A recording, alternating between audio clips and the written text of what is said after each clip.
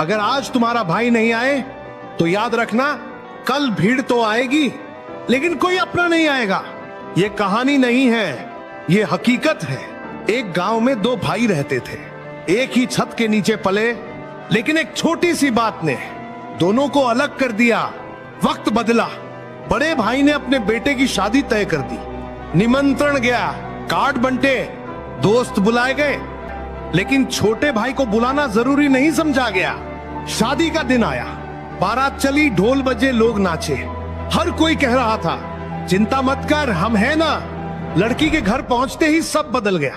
लड़की के पिता ने पूरी बारात देखी, समधी थे, रिश्तेदार थे, दोस्त थे, लेकिन भाई नहीं था। तभी उसने एक बात रखी। उसने कहा मेरी बेटी शादी से पहले बहुत बीमार थी, इलाज कराया लेकिन कुछ काम नहीं आया। एक वैद्य ने कहा है कि अगर बारात में से कोई एक आदमी मां जगदम्बा के आगे अपना सिर चढ़ा दे तो मेरी बेटी जिंदगी भर ठीक रहेगी। बस यही असली परीक्षा शुरू हुई।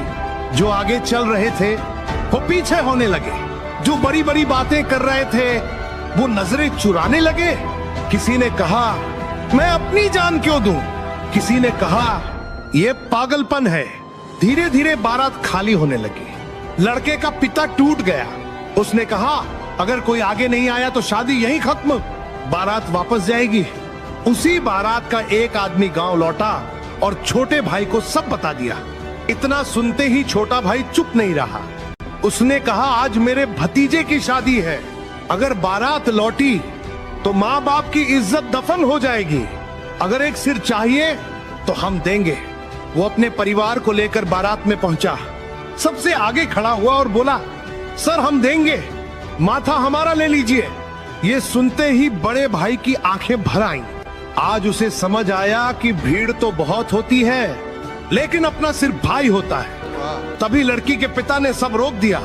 उसने कहा मुझे कोई बलि नहीं चाहिए थी, मैं सिर्फ ये दिखाना चाहता था कि दोस्त और रिश्तेदार बातें तो बहुत करते हैं, लेकिन जब इज्जत और जान की बात आती है तो सिर्फ भाई खड़ा होता है। क्या बात? याद रखना दुनिया तालियां बजाती है लेकिन आंच आए तो ढाल सिर्फ भाई बनता है। इसलिए अगर भाई से नाराज हो तो आज ही मना ले, क्योंकि जब भीड़ हटती है तब सिर्फ भाई बचता है।